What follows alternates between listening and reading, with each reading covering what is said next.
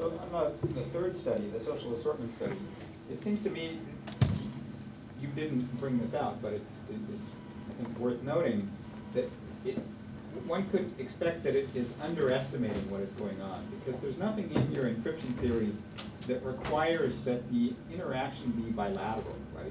One could conceivably have a division of labor within a humor relationship in which one person is the producer and the other person is the consumer. And that meets all of the criteria that you've set out in terms of signaling and in terms of the underlying compatibility issues. Right? But you had people rating how funny they thought somebody else was, not how much they appreciated the humor produced by the subject, right?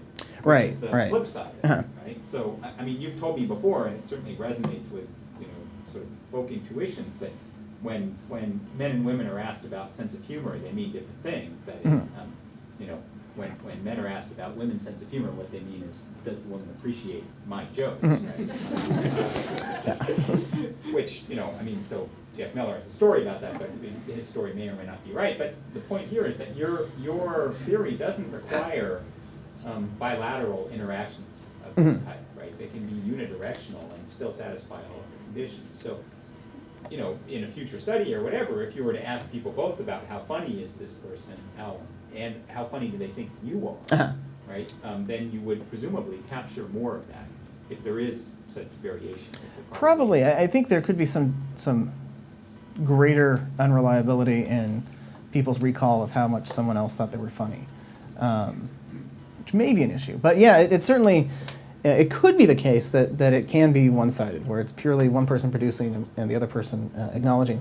I think it's more likely that it's it's a number of interactions, and it's both me sending out jokes to see who laughs at my jokes and me looking for people who tell jokes that I find funny. So it's I expect it's more likely to be bilateral, except perhaps for special prestige cases where the chief isn't able to be funny. It's against the rules, so he still prefers his underlings that make him laugh over those that don't.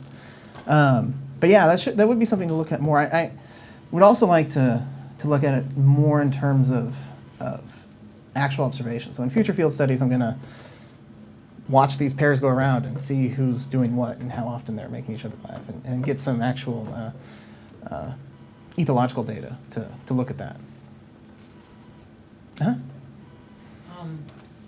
There are many kinds of implicatures and responses to them that also rely on encryption and the recognition of common ground for them to work, even though there's no humor. Like, so, one professor says to another, I read the chancellor's latest message. And the second one says, yeah. And that means something quite different from if he said, oh, well, what did he say? And so it seems like one of the things that's distinctive about humor as opposed to those kinds of interactions is the emotional activation. And I wonder what place that has in your theory. Yeah, so I would think that there's actually another line of work that's about exactly that. The name of it is escaping me. They used, I think, maybe covert implicatures. They used a term that I also was using, so I had to differentiate it. And their idea was this sort of thing about speaking without saying exactly what you mean. And that the difference is that when those things are being said, you know that if you don't have the key, if you don't have the information you need to derive that, you know that something was just said that you don't understand, that there was a secret message conveyed. And the idea with humor is that it's not about conveying secret messages, it's about detecting additional messages. So when people produce jokes, for a number of reasons, if nobody gets the joke and nobody laughs, it can still go by as not actually having been a joke. But also that there's some level of meaning that's detectable even without access to the key, because you're still producing a regular utterance. So I should add that this idea is that conversational humor begins as a means of detecting these things, but then it is a channel for all kinds of other things. So it's to be expected there's going to be jokes that are clearly intended to be a joke and nothing but a joke because they're being used for something completely independent now, some later exploitation of this system. But ultimately, I think that the capacity to authentically demonstrate similarity is what made the system possible and worthwhile.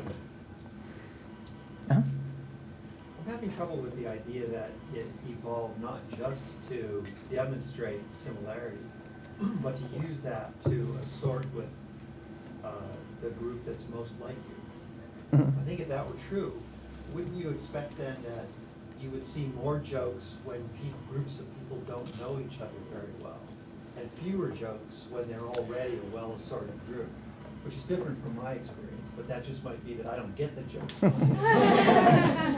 Well, I think, yeah, so the thing about friendships is it's not a simple matter of, are you my friend or not? Okay, we're done. We've established that, and now it's all taken care of. The relationships require maintenance, and as time goes on, people are going to have interests that fall out, are going to have divergent interests or other social relationships they need to invest more in.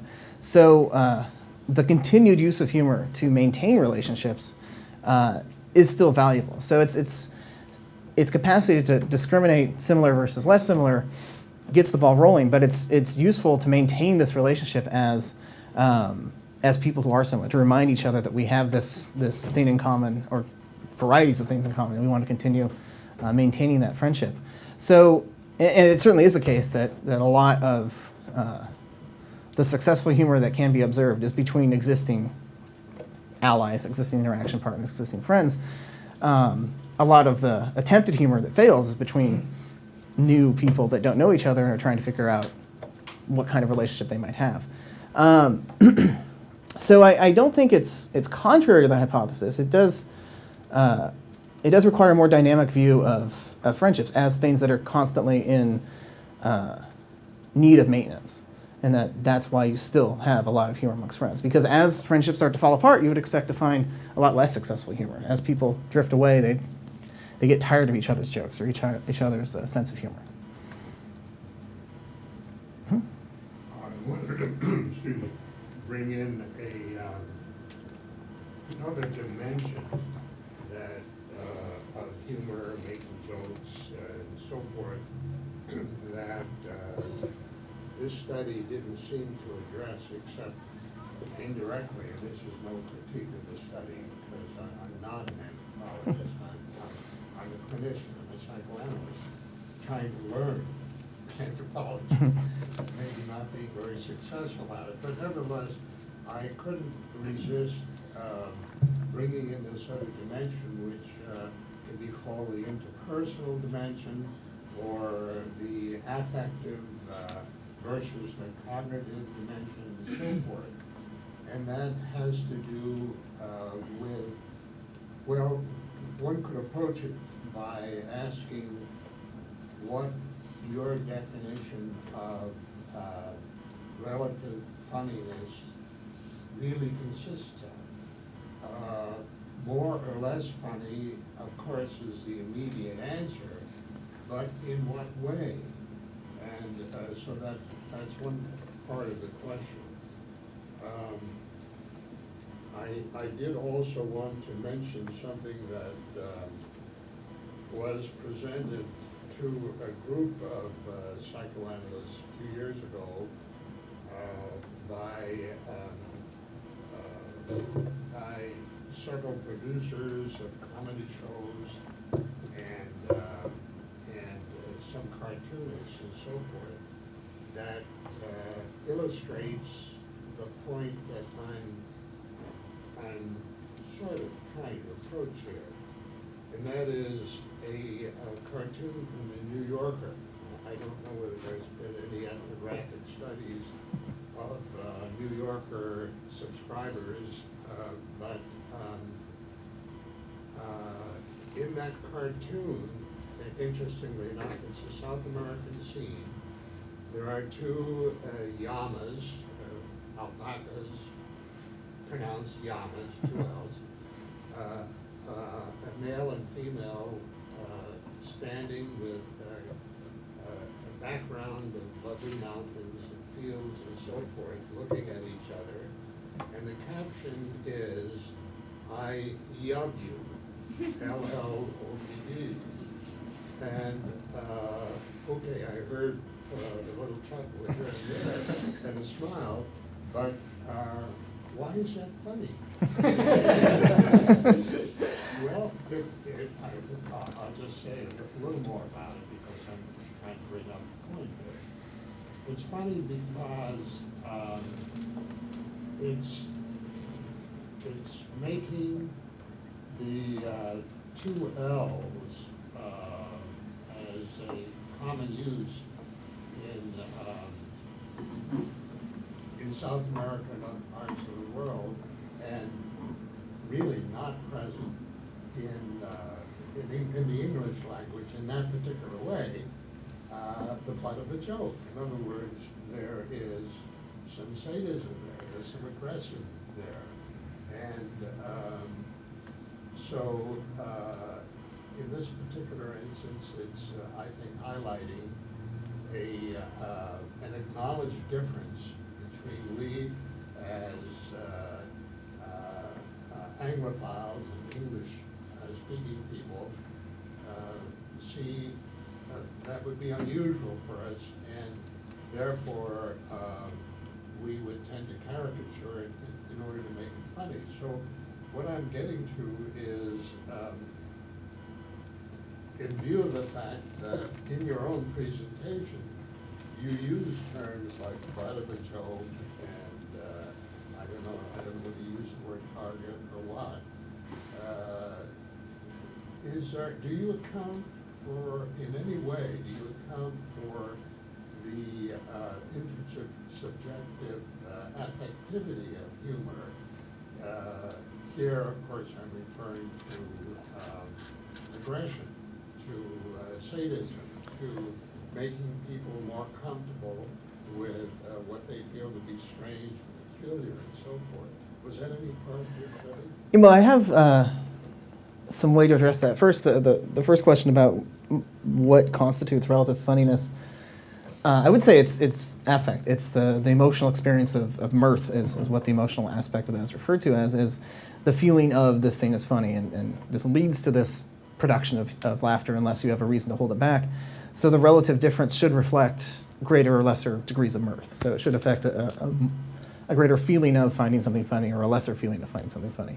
In terms of how aggression fits into all this, another thing that can be encrypted in addition to propositional knowledge, which actually I take issue with the interpretation of the New Yorker cartoon, but the general point of there is humor that is sadistic or aggressive, certainly the case. I think that New Yorker cartoon is purely about those people who know how to pronounce Yama get that joke, and those people who don't. I don't think it necessarily entails a great degree of aggression or sadism or drawing an other and distinguishing yourself from them. But there certainly is humor that does. There certainly is humor where people are, the joke that's being made is reference to some attitude or some stance towards some other group or some other individual as lesser or inferior or worthy of derision. So what's being encrypted in those cases is that attitude. You tell a racist joke, and what you're conveying is that you hold this perspective, or you at least have access to this perspective, that makes that interpretation derivable. To have that racist attitude is something you're conveying through the racist humor. And in terms of being the butt of a joke, so yeah, there was the question of whether your friends are more or less likely to be the butts of other people's jokes. Yeah, there are instances where humor is drawing on knowledge of individual differences, and so the person whose individual difference is being referred to, they're the butt of the joke. That can be played up as being sadistic or as being ostracizing, and often it may well be, but it may also, I think there is some room for the possibility that people make fun of their close friends as a demonstration of intimacy, that it indicates some depth of knowledge and strength of relationship. So being the butt of a joke isn't necessarily being a victim of an aggressive act, but it certainly can be. So when you get aggression, right, exactly, yeah. So when you get an aggressive attitude or a detrimental or derogatory joke, then what it's doing is it's using this channel of humor and through it transmitting this shared point of resemblance of I have this derogatory attitude or I have this lack of value for somebody else. Yeah, in the example that you gave us of the interchange about the dead bird, that makes fun of the woman as being an airhead or dumb or, you know, naive, etc. It seems to me that that's a substantial contributor to the funniness of each other. And, you know, one can go more deeply into it and say, well, it makes us feel good that we're more intelligent than she is, that we can see that dead birds don't fly, and they get thrown somewhere, but they don't fly. So there are all kinds of other possibilities, almost all of them connoting disparagement of the individual who looks up in the sky and says, where? I think that's definitely is definitely true of that joke. And in fact, I mean, in preparing those studies, I went through an unlimited number of online jokes like that, and you can substitute Jessica Simpson for any other person who fits the role of dumb blonde, or you can just use dumb blonde as the phrase, and you find the same jokes being used. I'm sure the same things were told in the '60s about completely different people. But what that actually speaks to, and what this brings up, is that I think we should note a distinction between comedy and humor that we should recognize. And I've been using comedy for stimuli for these, because naturalistic humor, the actual things that people say in conversation that make each other laugh, are very rarely the kinds of things you find in Reader's Digest or the kinds of things you find online. They're much more conversational, spontaneous utterances that people react to.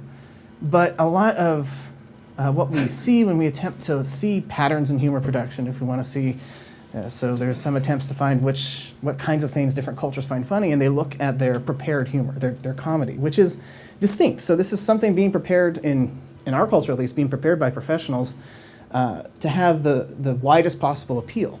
So when they're looking for things that have the widest possible appeal, they're going to be relying on things that aren't quite as idiosyncratic as people probably use in their conversational humor. So there's going to be more puns, like the Yama joke, and there's going to be more reference to cultural stereotypes, more reference to probably just more aggression in general, because that's something everybody understands and you can draw on. There's humor that's based on ennui that I'm sure doesn't get as well played as widely, because it's not as recognized an experience for everybody. So there certainly are aggressive, sadistic tendencies, particularly in professional comedy.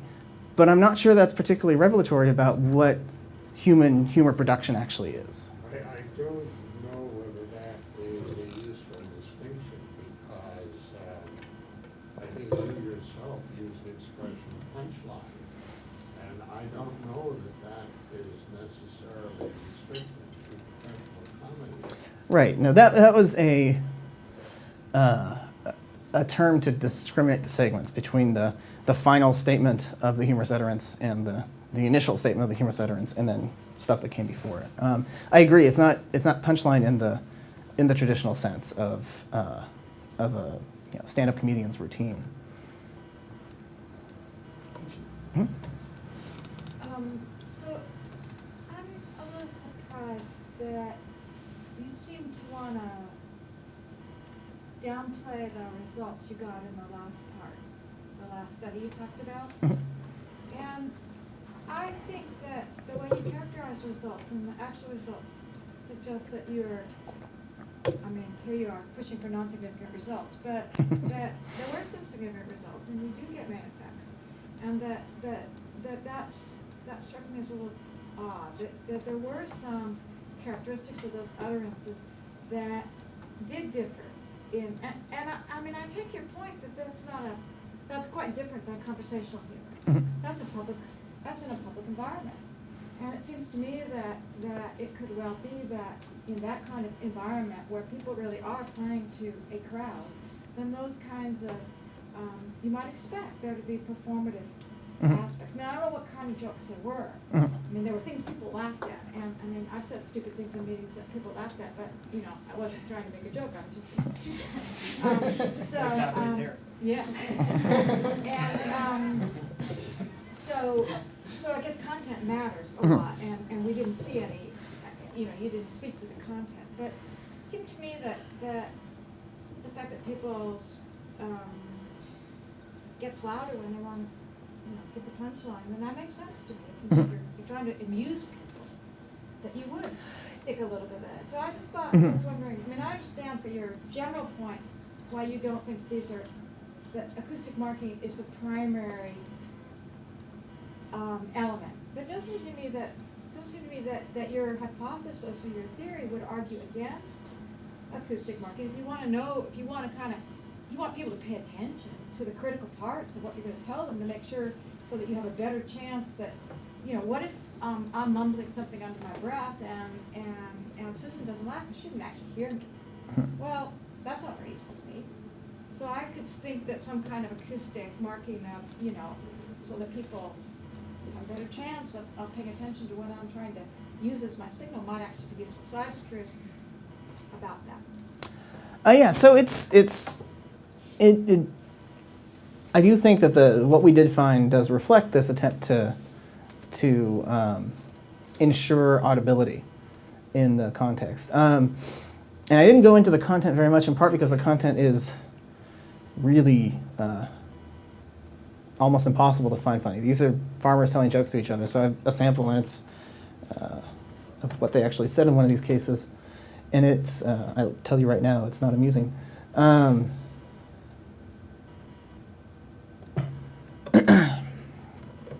So this got a fairly good laugh, where the guy says first it was pollution, right, and actually it's referring to the kind of problems they've been having where you burn peat and you burn other kinds of things, and there's been some issues with the local government. Then if someone else starts a fire, I can accuse him, right? And this got a fairly good laugh. The context underlying it is in terms of who's going to have to pay the fine for starting that fire and that sort of thing. But when he was done saying someone else starts a fire, you already hear tittering, because there's some people who already know what this is going to be. And so it's plausible that a lot of that amplitude increasement is not, look, I'm telling a joke now, it's let me finish telling my joke. I see. No, that's different. Yeah, okay. So you'd have to control for that. And, Yeah. Yeah, I can see why it's hard. I can see why you said what you did, although it didn't make a lot of sense, because it seemed to me if you want people to hear you tell a joke, that was perfectly inconsistent with acoustic marking of a joke. I mean, that's how you want to make sure you're heard. So anyway, okay. Interesting. Are there other evolutionary hypotheses about humor that you feel compelled to compare your approach to and make tests to distinguish them? Certainly. I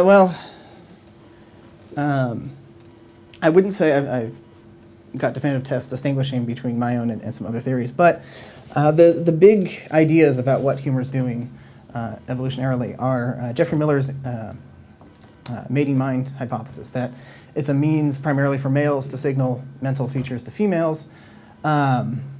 There's also Steve Pinker's idea that it's about reducing the status of high, it's dignicide, where you're bringing people down a notch to maintain egalitarianism. And Richard Alexander's idea that it's driven by outgroup derogation, where you're trying to control the, he put it in terms of indirect reciprocity. So apparently it was in terms of controlling the network of people that you engage in indirect reciprocity with by excluding others. But the basic idea was that it was about outgroup derogation. And I would say that the latter two, at least, speak to a recognizable category of the content that people produce, that there are plenty of jokes that are about bringing highfalutin people down a notch, and there are plenty of jokes that are about excluding outgroups. But just counting the content and saying whatever shows up the most often is what humor is for, I think is not a valuable way to do it, because there's not a lot about humor per se that makes it particularly well designed to bring people down a notch or to exclude outgroups. Geoffrey Miller's idea about mate selection does have the feature that when you look at how humor works in courtship context, when you look at how male-female differences in humor when you're comparing males and females in a singles bar or in some kind of context where it's about mate selection, you do find this result. But that may not have anything to do with humor, and just have to do with how sexual selection in general works, such that males perform and females evaluate. And males are going to perform something and females are going to evaluate something, so when you look at humor in that context, you get that difference. So there's a fair amount of evidence consistent with that, that is not, may not necessarily be because it's inherently the case. And one other thing I should mention is Matt also has an evolutionary hypothesis that it's about, humor is a way of noting social play, that there's a safe context. I'm doing it proper justice. Well, we didn't have a whole lot to say about humor production itself, just that laughter looks like it has homologs in non-human primates, and that occurs in the context of social play and looks to facilitate social play. So in many ways, they're compatible Yeah. ideas, yeah. Yeah, I mean, the story would be that there was a mechanism in place of disposition to laugh given particular stimuli, and it looks like humor evolved with a structure that is kind of homologous to the structure of play, in that it has surprise that's often framed as not serious, but that there's been some then subsequent kind of coevolution between humor producers and humor receivers. Yep. I think both those, Roberto asked about other evolutionary theories. It's not clear that those are competing. The fact that they're Right. other doesn't mean they're in competition, and this speaks to Harry's point also, which is it's really important to distinguish, I think, the design properties of the trait at issue from the affordances that it has that allow it to be used for other purposes, right? So the encryption theory, at least as I understand it, is about the design properties. That is, why the information is not explicit, right? Why the New Yorker joke doesn't say, parentheses, the proper pronunciation of this is like a Y in English, not like two L's in English, right? That is, why the information is implicit and not explicit. The fact that you can use that for sadism at an interpersonal level, for outgroup derogation, for dignicide, and for interactions that, where the common ground between the points that you and Matt have made is about teasing as bond testing and signs of intimacy, that you know a lot about somebody and you're comfortable in a relationship. Those are all things that you can do with a trait because of properties that it has, but that doesn't mean that those can be acceptations. Those are not necessarily the features that were selected for. And the fact that people always do this, I've seen you present this material multiple times, and somebody always says, but what about this kind of humor, right? What about dignicide, okay? And in fact, dignicide is quite relevant because Boaventura, the place where Tom did his work, Alan Johnson from our department previously worked there, and Alan's research there was all about dignicide because at that time it was a feudal plantation, and the peasants all told jokes about the patron and what an ass he was, right? But the fact that you can use this feature for some purpose doesn't mean that that's the purpose that it evolved for. And you have to show special design properties if you want to make that claim. And there is no, the fact that you can use humor for dignicide doesn't indicate that there's anything about humor that is specific to dignicide. And the proof of that is that you can use humor for lots of other things also. Yep. Yeah. So I perhaps I'm being too modest, not wanting to come out right and say that all these other ideas are acceptations of this, but that is the basic idea, is that this explains why humor works the way it does. And then you have this channel that's available for all kinds of subsequent exploitation, and it shouldn't at all be surprising that it's used a lot in mate selection if mate selection involves finding optimal long-term partners, and it shouldn't be surprising that it works the way it does in mate selection if males generally perform and females generally evaluate. Oh, Oh, okay.